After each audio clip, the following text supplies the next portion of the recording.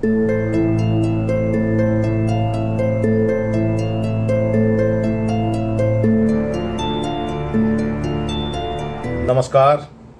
जय हिंद। इतिहास विमर्श की इस YouTube चैनल पर आप सभी का स्वागत है। युवा साथियों,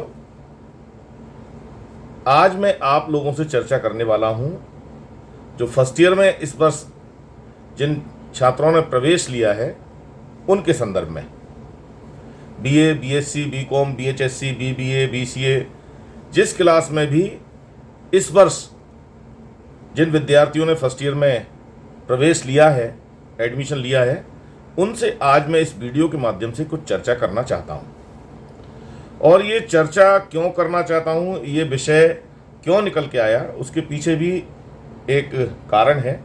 मैं महाविद्यालय में इन दिनों जब क्लास लेने जाता हूं तो मैं देखता हूं बच्चों के चेहरे पे एक अजीब प्रकार के प्रश्न हैं। राष्ट्रीय शिक्षा नीति हम सभी जानते हैं कि गत 2 वर्षों से लागू हो चुकी है और राष्ट्रीय शिक्षा नीति में कई सारे जो नवाचार हैं उनसे अभी तक जो बच्चे हैं उनका आमना सामना नहीं हुआ है। जो बच्चे सेकेंड ईयर क्लियर कर चुके हैं, फर्स्ट ईयर और सेकेंड ईयर की 2 बार परीक्षा दे चुके हैं, वे भी बहुत ज़्यादा राष्ट्रीय शिक्षा नीति के नवाचारों से परिचित नहीं हैं। मैं समझता हूँ उसमें बहुत कुछ ये समस्याएं भी हैं कि इस प्रकार के जो बच्चों के साथ चर्चाएं होनी चाहिए थी, जो काउंसलिंग होनी चाहिए थी, उसकी कहीं ना कहीं कमी रही है। उसी कमी को दूर करने के लिए मैं इस वीडियो के माध्यम से उन सभी विद्यार्थियों से, उन सभी स्टूडेंट्स से चर्चा करना चाहता हूं जिन्होंने फर्स्ट ईयर में एडमिशन लिया है। मैंने विभिन्न वीडियो में इतिहास विमर्श में इस तरह की चर्चा की है जो राष्ट्रीय शिक्षा नीति से संबंधित हैं।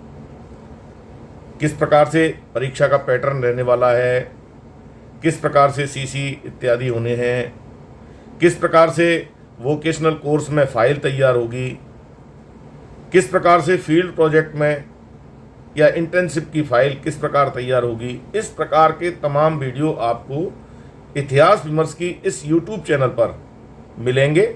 जब आप इसके प्लेलिस्ट में जाएंगे तो आप शैक्षिक चर्चा जब खोलेंगे तो उसमें आपको कई इस प्रकार के वीडियो मिलेंगे जो राष्ट्रीय शिक्षा नीति से संबंधित हैं।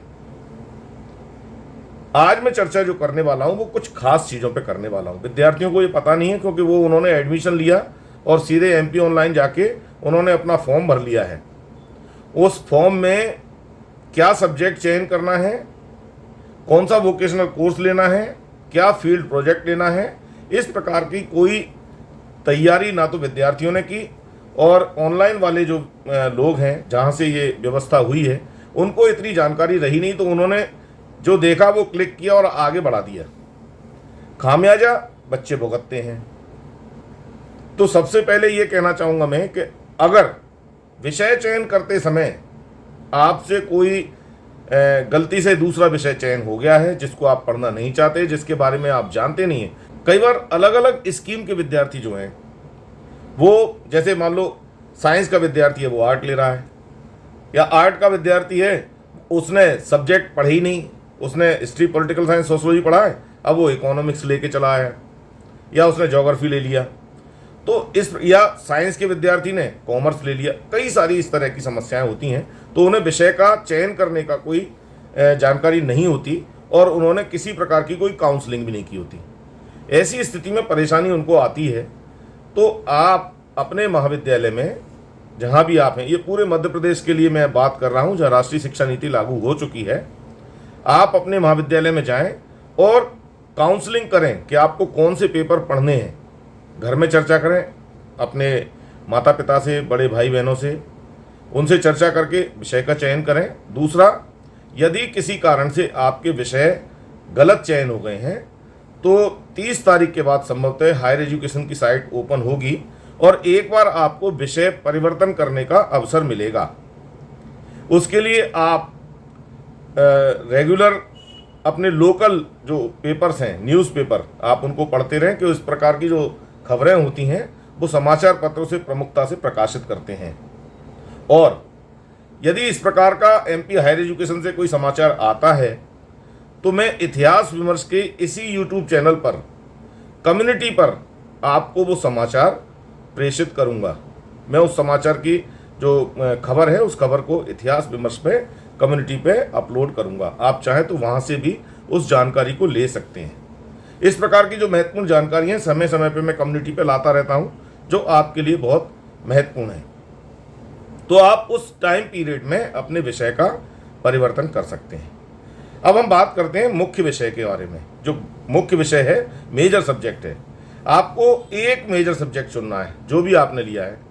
मैं आर्ट्स के विद्यार्थी की दृष्टि से बता देता हूँ, क्योंकि मेरा विषय हिस्ट्री है तो मैं हिस्ट्री के आधार पर बता देता हूँ। यदि आपने इतिहास को मेजर सब्जेक्ट चुना है तो आपको 2 पेपर उसमें पढ़ने होंगे, दोनों पेपर। और दोनों पेपर जो हैं वो 100-100 नंबर के हैं, जिसमें 30 नंबर के आपके सीसी होंगे, जो आपके आंतरिक मूल्यांकन है वो 30 नंबर के हैं, और 70 नंबर का आपका पेपर आएगा। ये सभी विश्वविद्यालय में, जो भी विश्वविद्यालय में एनईपी लागू है, मध्य प्रदेश के सभी विश्वविद्यालय में यही सिस्टम रहने वाला है। तो 70 नंबर का आपका पेपर होगा जो आपको मेन एग्जाम में देना है, जो मार्च अप्रैल में होने वाले हैं। और 30 अंक के जो हैं आपके सीसी हैं, जो मिनिमम 2 आपको सीसी तैयार करके अपने शिक्षक को देने होंगे। एक पेपर में 2 बार सीसी देने होंगे, तो वो सीसी आपको देने 30 नंबर के सीसी हैं। जो माइनर सब्जेक्ट है उसमें आपको एक पेपर पढ़ना है, ये भी 100 नंबर का है, और इसमें भी आपको सीसी ही देना है।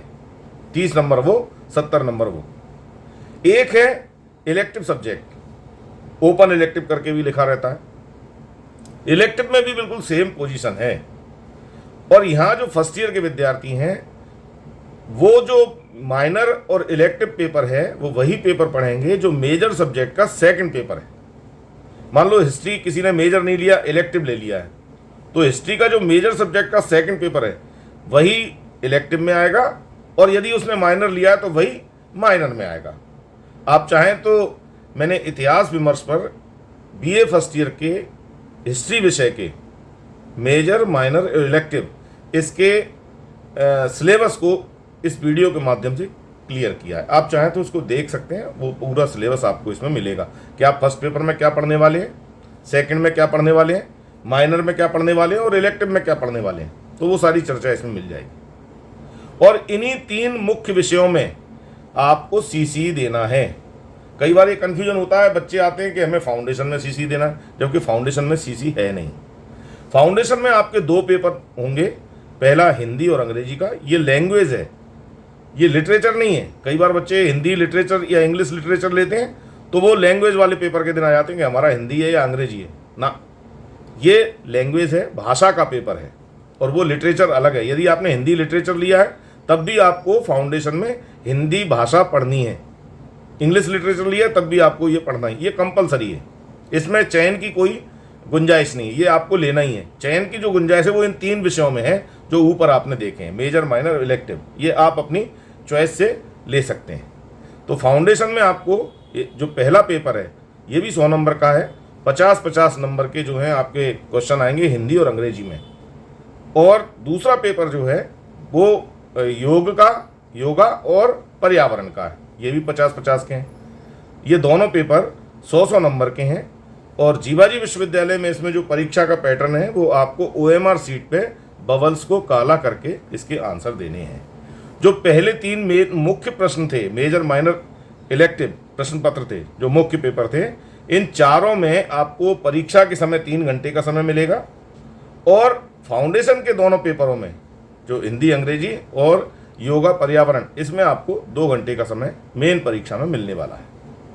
अब हम बात करते हैं वोकेशनल कोर्स की।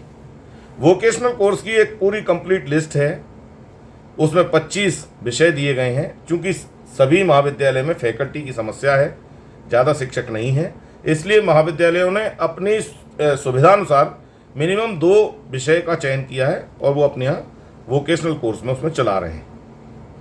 जो DTP चला रहे हैं या व्यक्तित्व विकास चला रहे हैं, पर्सनालिटी डेवलपमेंट, या एक आध ऑफिस प्रोसीजर वगैरह कोई एक आध पेपर और चला रहे हैं। जहाँ कॉमर्स के विद्यार्थी हैं वहाँ इस तरह से 2 या 3 पेपर वो अपने चला रहे हैं। फिर भी यदि आपको इसके अतिरिक्त 25 विषयों में से कोई पेपर पढ़ना है तो आप उस पेपर को पढ़ सकते हैं, लेकिन उसके लिए आपको पहले जो आपके कॉलेज के प्रिंसिपल साहब हैं उनसे लिखित में एक परमिशन लेनी होगी कि इस पेपर की तैयारी मैं अपने स्तर पर करूँगा। उसके लिए महाविद्यालय आपको 2 या 3 लेक्चर की व्यवस्था करा सकते हैं, लेकिन बाकी आपको तैयारी करनी पड़ेगी। जो हायर एजुकेशन का स्वयं पोर्टल है उस पर जाकर आपको अध्ययन करना पड़ेगा, या कॉलेज में जो पेपर चल रहे हैं उनमें से कोई एक का चयन करना पड़ेगा। तो यदि आप व्यक्तित्व विकास का चयन करते हैं पर्सनालिटी डेवलपमेंट का, तो उस पर किस प्रकार फाइल तैयार होगी वो सब इस वीडियो में मैंने बना के दिखाया है। इसमें आप किसी एक सफल व्यक्ति का इंटरव्यू कर सकते हैं, साक्षात्कार कर सकते हैं, और उसको एक प्रश्नावली तैयार करके उस आधार पर उसको तैयार करना है। 2000 शब्दों में ये फाइल आपको तैयार करनी है। और पहले 5 पेज किस प्रकार से आपको तैयार करने हैं, मैंने एक रैंडमली बना के दिखाया है। आप चाहें तो इसको देख के अपने अनुसार विषय का चयन कर सकते हैं। इसमें मैंने एक काल्पनिक व्यक्ति का एक व्यक्तित्व के ऊपर चर्चा की है। आप चाहें तो ऐसा करें, या किसी ऐसी संस्था के बारे में जिसको शासन द्वारा ग्रांट मिलती हो, उसके ऊपर कि वो किस प्रकार से युवाओं में व्यक्तित्व का निर्माण करती है, चरित्र का निर्माण करती है, उसकी कहानी लिखनी है पूरी, कि किस प्रकार उसका स्ट्रक्चर है, कहाँ से फंडेड है, कौन सा मंत्रालय उसको फंडिंग करता है, वो सारी चीज़ें आपको इसमें लिखनी है। और ऐसी 1-2 संस्था के बारे में मैं आपको बता देता हूँ, जैसे राष्ट्रीय सेवा योजना है, NSS है, NCC है, या नेहरू युवा केंद्र है, या इस तरह के और भी कई संगठन जिनको सरकार की ओर से ग्रांट मिलती हो, तो उनकी कहानी लिखनी है कि किस प्रकार ये युवाओं के निर्माण में अपने स्तर पर योगदान देती है। तो आप उस पर लिख सकते हैं। और यदि आपके महाविद्यालय में NSS या NCC है तो आप उसमें पंजीयन भी करा सकते हैं, और जब आप उसमें रहेंगे तो आपको उसकी पूरी कहानी मालूम होगी, उसको आप अपनी फाइल में तैयार करें, तो 2000 शब्द की आप फाइल उस पर तैयार कर सकते हैं। कंपलसरी है, सभी को करना है। और इसमें एक पेपर होगा लिखित में, वोकेशनल कोर्स में कौशल विकास का। ये सरकार का नवाचार है, इस राष्ट्रीय शिक्षा नीति की ये मुख्य विशेषता है, नवाचार है। तो इसमें कौशल विकास को अपन हल्के में नहीं लेना है, आप अपने कौशल के आधार पर विषय का चयन कर सकते हैं। तो इसमें एक पेपर होगा लिखित में, 100 नंबर का पेपर होगा। इसमें CC नहीं होंगे, तो ये 70 का नहीं होगा, ये 100 का होगा। और एक 100 नंबर की आपकी फाइल तैयार होगी व्यक्तित्व विकास के ऊपर। तो ऐसे 200 नंबर का ये है, बहुत महत्वपूर्ण है। और इसको जब आप पेपर देने जाएंगे तो उसके लिए 2 घंटे का समय मिलेगा। परीक्षा में जो आप वार्षिक परीक्षा देंगे, मेन परीक्षा, उस समय आपको 2 घंटे का समय इस पेपर को सॉल्व करने के लिए मिलेगा। मार्केट में काफ़ी मटेरियल उपलब्ध है, और MP हायर एजुकेशन की साइट पे यदि आप जाएंगे तो आपको सिलेबस भी उपलब्ध हो जाएंगे, आप चाहें तो उसको देख सकते हैं। एक और महत्वपूर्ण पेपर है, वो है फील्ड प्रोजेक्ट। तो इस फील्ड प्रोजेक्ट में आपको 4 ऑप्शन वो देते हैं। एक है फील्ड प्रोजेक्ट। यदि आप फील्ड प्रोजेक्ट कर रहे हैं तो उसमें प्रोजेक्ट विथ सर्वे, इस पे काम करें, आप सर्वेक्षण करें। उसका सर्वेक्षण करेंगे तो आपको बहुत सारी औपचारिकताओं से बचना होगा। अदरवाइज आपको इस प्रोजेक्ट के अंतर्गत P1, P2, P3, P4 in form को देखना पड़ेगा। मैंने प्रोजेक्ट के ऊपर कई सारे वीडियो बनाए हैं, तो अगर आप टेक्निकल दृष्टि से प्रोजेक्ट तैयार कर रहे हैं तो इस वीडियो को जरूर देखें, क्यों इसमें मैंने P1 और P2 के बारे में पूरी डिटेल चर्चा की है। क्या P1 है और क्या P2 है, P1, P2, P3, P4 किस प्रकार से इन 4 आधार पे अपने को 5000 शब्द की प्रोजेक्ट फाइल तैयार करनी है, वो आप इन वीडियो को देख के कर सकते हैं। एक यदि आप सर्वेक्षण करते हैं, प्रोजेक्ट विथ सर्वे, तो उसके आधार पे ये 2 वीडियो मैंने बनाए हैं। एक ये वीडियो है जो अशोक के गुजर्रा लघु शिलालेख के ऊपर है, तो इस पे आप तैयार कर सकते हैं, जो दतिया के पास गुजर्रा गांव है वहाँ तैयार किया है। और एक ये दूसरा आप देखें, इस पे भी एक प्रोजेक्ट फाइल तैयार की गई है। ये हिम्मतगढ़ दुर्ग के ऊपर है, करेरा दुर्ग के ऊपर है, ये करेरा फोर्ट के ऊपर है, शिवपुरी करेरा, कि किस प्रकार से वो कहानी। तो आप इसको सर्वेक्षण के रूप में लिख सकते हैं। इसमें आपको अपना एक सेल्फी फोटो लगाना जरूरी है कि आप इस स्पॉट पे गए और उसके बारे में पूरी की पूरी कहानी लिखी। इसमें रोजगार की संभावनाएं क्या है, इसको बताना बहुत जरूरी है। तो इस प्रकार आप 5000 शब्द की ये फाइल तैयार कर सकते हैं। इसमें जो और 3 ऑप्शन कौन से हैं, एक है इसमें इंटर्नशिप, एक है अप्रेंटिसशिप, और चौथा है कम्युनिटी इंगेजमेंट। यदि आप फील्ड प्रोजेक्ट तैयार नहीं कर रहे हैं इंटर्नशिप कर रहे हैं तो आप इस वीडियो को देखें, इंटर्नशिप कैसे करना है। इसकी फाइल जो है वो बिल्कुल प्रोजेक्ट की तरह तैयार होगी। हालांकि ये इंटर्नशिप की जो रिपोर्ट है वो आपको 2000 शब्दों में देनी है। इसमें पूरी कहानी मैंने बताई है, दोबारा उसे बताने की आवश्यकता नहीं है। आप चाहें तो इसको देखें। इंटर्नशिप और अप्रेंटिसशिप के लिए ये वीडियो आप जरूर देखें। यदि आपने कम्युनिटी इंगेजमेंट लिया है तो कम्युनिटी इंगेजमेंट में आपको 2000 शब्द की फाइल तैयार करनी होगी, और उसके लिए आप चाहें तो इस वीडियो का सहारा ले सकते हैं, इसे देख सकते हैं। इसमें मैंने सारी चर्चा की है। और यदि आप एनएसएस या एनसीसी ले रहे हैं तो वो कम्युनिटी के बीच में काम करती है, तो उसमें जो आप काम कर रहे हैं वही कम्युनिटी इंगेजमेंट की फाइल में भी आप तैयार कर सकते हैं। लेकिन ये कम्युनिटी इंगेजमेंट या वोकेशनल कोर्स की फाइल जो है या प्रोजेक्ट की फाइल जो है, इसके जो पहले 5 पेज हैं वो सबको एक सा बनाना है। जो फ्रंट पेज है उसमें टाइटल आएगा, क्लास आएगी आपकी, किस शिक्षक के मार्गदर्शन में आप काम कर रहे हैं वो आएगा, विद्यार्थी का क्या नाम है, उसकी कौन सी क्लास है, उसका रोल नंबर क्या है वो आएगा, और नीचे किस कॉलेज में आप अध्ययन कर रहे हैं। ये मैं आपको पहले बता दूं या थोड़ा रुक के कि आपको ये पूरा काम 31 जनवरी तक आपको कंप्लीट करना है। कई बार विद्यार्थियों को जानकारी नहीं होती, और ये प्राइवेट और रेगुलर सभी के लिए, ये फिर मैं बताऊं आपको, प्राइवेट और रेगुलर सभी विद्यार्थियों के लिए यही नियम है। उन्हें सीसी भी देना है, उन्हें प्रोजेक्ट भी तैयार करना है, उन्हें वोकेशनल कोर्स की फाइल भी तैयार करनी है। बस उसमें मोड लिख देना है, प्राइवेट विद्यार्थी है, रेगुलर विद्यार्थी। फाइल के ऊपर जो आप उसका टाइटल लिखेंगे वहाँ आपको क्लियर करना है। तो आपको पहला पेज, उसका फ्रंट पेज ऐसे तैयार करना है। सेकंड पेज पे आपको टीचर का घोषणा पत्र, जो भी आपके शिक्षक हैं जिनके मार्गदर्शन में आप काम कर रहे हैं, वो लिख के देंगे कि इस विद्यार्थी ने मेरे मार्गदर्शन में काम किया, इसका मौलिक कार्य है। दूसरा जो लेटर है वो विद्यार्थी का स्वयं का घोषणा पत्र है। वो ये डिक्लेयर करेगा कि मैंने ये काम स्वयं किया है और इन सर के मार्गदर्शन में किया है, तो वो अपना देगा कि मेरा मौलिक कार्य है।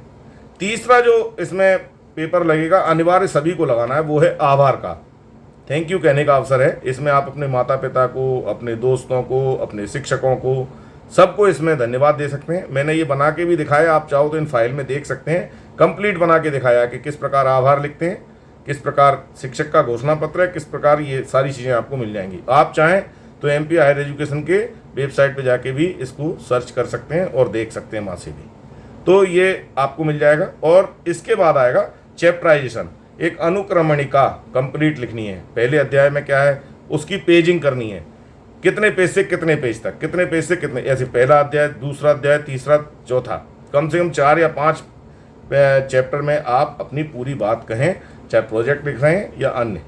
तो वो पूरी आप इन वीडियो को देख के भी अपनी सहयोग कर सकते हैं। अपने साथियों के साथ इस वीडियो को शेयर अवश्य करें, उनको जानकारी दें। खास तौर पर जो फर्स्ट ईयर में इस बार एडमिशन ले रहे हैं, किसी भी ब्रांच में हैं, वो बीए, बीएससी, बीकॉम, बीएचएससी, उसमें वो इसमें जाएं।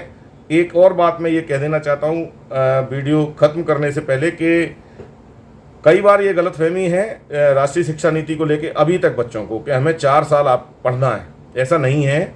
आप जो नवाचार इस राष्ट्रीय शिक्षा नीति का, इसकी खूबसूरती है कि यदि आप 1 साल पढ़ के भी बैठते हैं तो आपको सर्टिफिकेट मिलेगा, 2 साल पढ़ते हैं तो आपको डिप्लोमा मिलेगा, तीसरी साल कंप्लीट करते हैं तब आपको डिग्री मिलेगी, और चौथे वर्ष यदि आप जाते हैं तो आपको ऑनर्स विथ रिसर्च की डिग्री मिलेगी।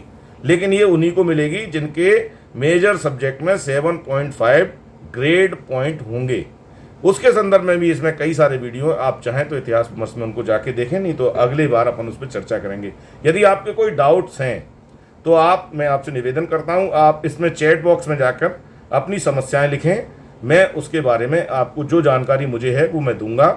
यदि आप ग्वालियर में रहते हैं, मेरे महाविद्यालय के, तो आप मुझसे महाविद्यालय में भी चर्चा कर सकते हैं। कई बार बच्चे झिझक के कारण बात नहीं करते हैं, टीचर उन्हें बताते नहीं है, तो बड़ी समस्या हो जाती है। क्योंकि इसमें आपकी लाइफ का सवाल है, आपको सार्वजनिक जीवन में ये सब फेस करना है, इसलिए आपको शांत नहीं बैठना है, सीखना है, जानकारी लेनी है और आगे बढ़ना है।